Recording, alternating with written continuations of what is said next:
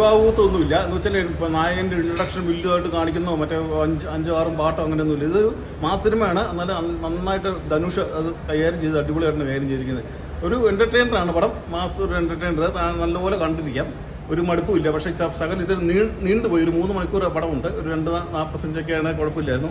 എന്താ നമ്മുടെ വില്ലൻ കഥാപാത്രം ഒരു വെബ് സീരീസൊക്കെ ചെയ്യുന്ന ഒരാളാണ്. അയാൾ അടിപൊളിയായിട്ടാണ് അയാൾ വില്ലൻ കഥാപാത്രം പുള്ളി ചെയ്തിരിക്കുന്നത്. പിന്നെ നാഗാർജുനും മിതമായിട്ട് നല്ലതായിട്ടുണ്ട്. വലിയ നമ്മൾ പറയുന്ന ഭയങ്കര തെലുങ്ക് പടത്തിൻ്റെ ഒന്നും ഇതിനകത്തില്ല. എന്നാലും നല്ലൊരു എൻ്റർടൈനറുമാണ് കേട്ടോ, കുഴപ്പമില്ല, നല്ലൊരു സിനിമ. ഈ നാഗാർജുന വന്നപ്പോഴത്തേനും ആ ഒരു ലെവല് ഈ സ്റ്റാൻഡപ്പ് എങ്ങനെ ഇപ്പം ഇവർ 3 പേരും ഇപ്പം നാഗാർജുന ആയാലും ധനുഷ് ആയാലും ലക്ഷ്മി ആയാലും എല്ലാവരും നല്ല സ്റ്റാൻഡ് ഉള്ളവരാണല്ലോ.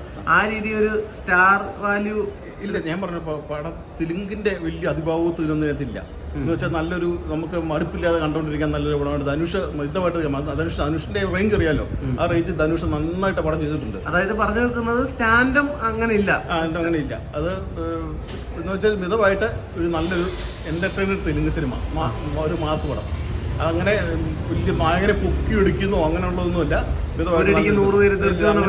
അതൊന്നുമല്ല, നന്നായിട്ട് പടം ചെയ്തിട്ടുണ്ട്. ഒരു ഡീസന്റ് സിനിമ, ഡീസന്റ് ഒരു തെലുങ്ക് സിനിമ കേട്ടോ.